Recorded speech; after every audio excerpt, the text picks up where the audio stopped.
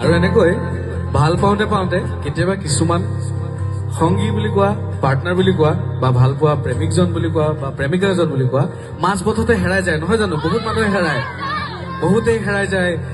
সেইটো ভুল পথ হওক, সঠিক পথ হওক, তোমাৰ কাৰণে ভুল হ'ব পাৰে, সঠিক হ'ব পাৰে, কিন্তু হেৰাই যায়। তেতিয়া কি কৰিব লাগে জানা? তেতিয়া সোধে বা সুধিব পাৰা, যদি হঠাৎ ধুমুহা আহে তুমি বাৰু সাহস হবানে?